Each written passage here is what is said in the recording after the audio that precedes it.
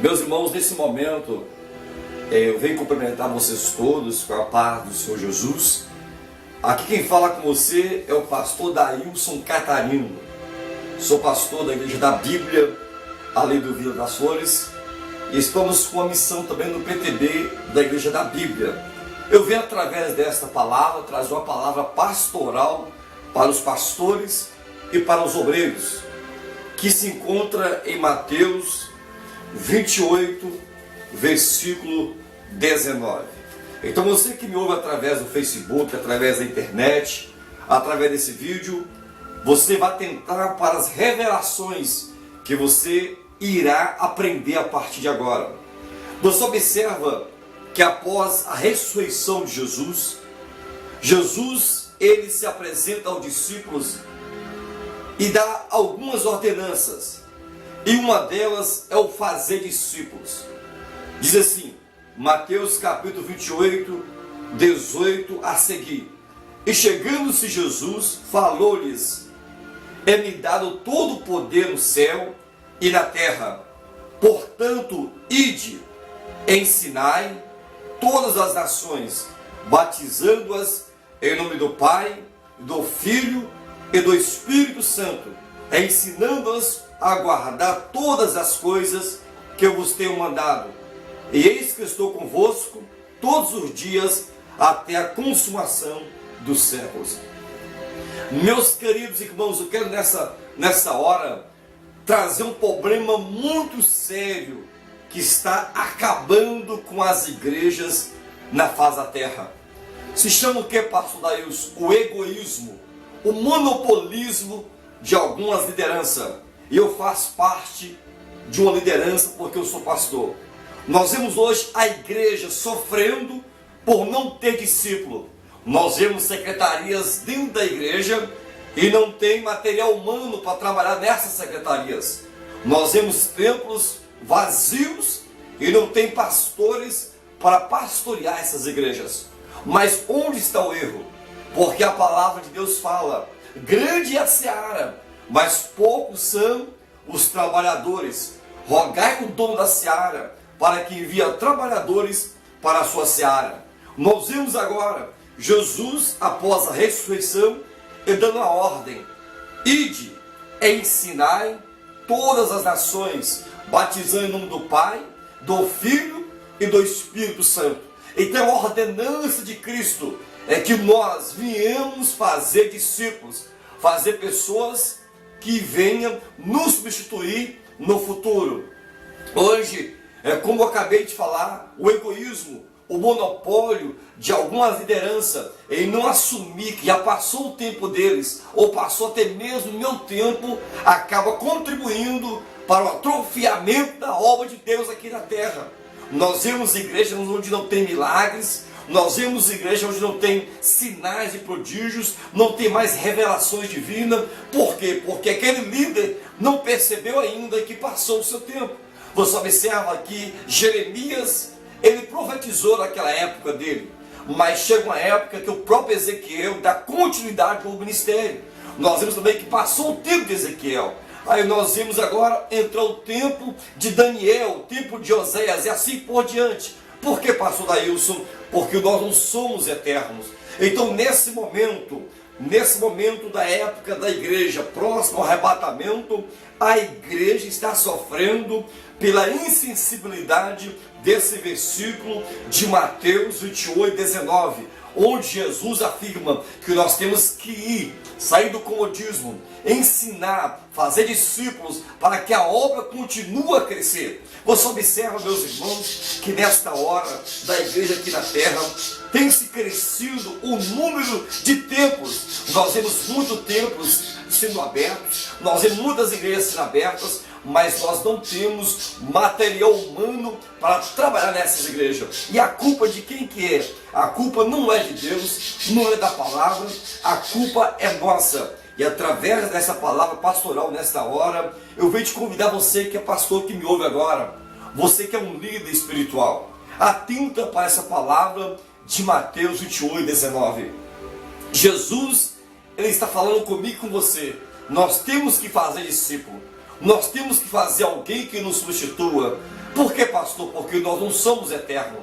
Eterno somente um, que é Deus. Nós somos seres imortais. Há uma diferença de ser eterno, porque nós iremos passar. E a obra está sofrendo porque não tem obreiros à altura para nos substituir. Mas muitas vezes a culpa não está na palavra, não está na palavra do Senhor, não está em Jesus, está em nós acharmos que nós somos insubstituíveis. E você observa que o apóstolo Paulo, sabedor disso, em 1 Coríntios capítulo 11, versículo 1, o apóstolo Paulo fala: sede meus imitadores, como também eu sou de Cristo. Você observa que o apóstolo Paulo, em 2 Timóteo capítulo 4, versículo 7, o apóstolo Paulo sendo preso em Roma, agora para ser condenado, decapitado, o apóstolo Paulo ele vai passar a autoridade pastoral para Timóteo.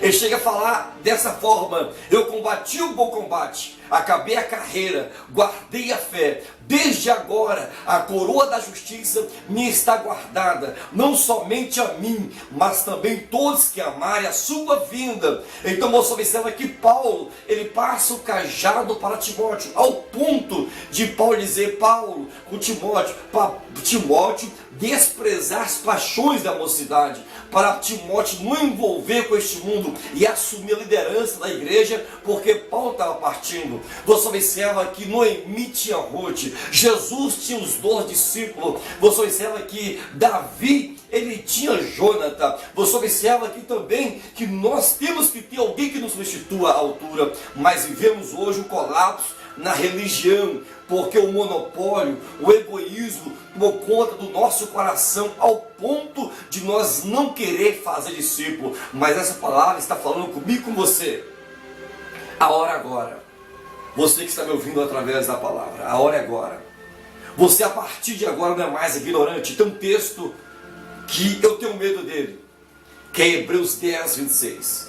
Se nós pecarmos voluntariamente, depois de receber o conhecimento da verdade, não resta mais sacrifício, mas sim uma horrenda expectação de juízo. Nesse momento, você que vai ver esse vídeo, você não é mais inocente acerca do fazer, do formar discípulo. Por quê, pastor? Porque essa palavra está te ensinando que você que me ouve, que eu que estou pregando, nós não somos eternos. A obra tem que estar sempre andando. O que me chama a atenção? O galo não se renova, nem tampouco a galinha se renova, mas a águia, ela se renova. E muitas vezes Deus quer renovar o quadro de obreiros, Deus quer renovar o quadro de discípulos no nosso meio, e nós impedimos esse agir do Senhor. Mas eu quero te dar um conselho. Conselho de Jó, capítulo 9, versículo 4.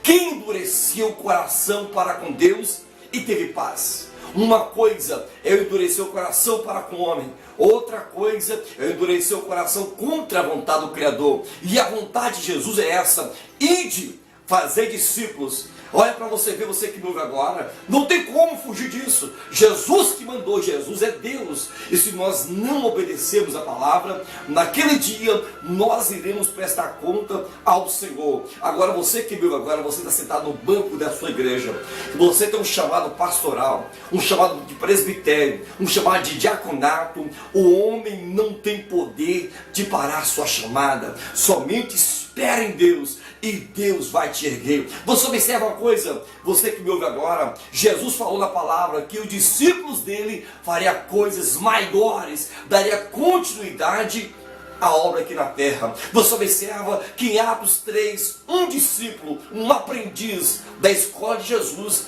em uma pregação ganha quase 3.000 almas. Logo na frente, quase 5.000 almas. E você vê em Atos 5, esse discípulo que foi discipulado, ele disciplina um casal, Ananias e Safira. E diz que a igreja de Atos 5 crescia em temor, em sinais e prodígio e em números, porque o discípulo aprendeu com Jesus o que é disciplina. E eu termino essa palavra dizendo para você que me ouve agora, você que é um líder, você que é um pastor, você que é um obreiro como eu sou um obreiro, nunca impeça de alguém crescer próximo de você. Lembra de uma coisa, nós não somos insubstituíveis.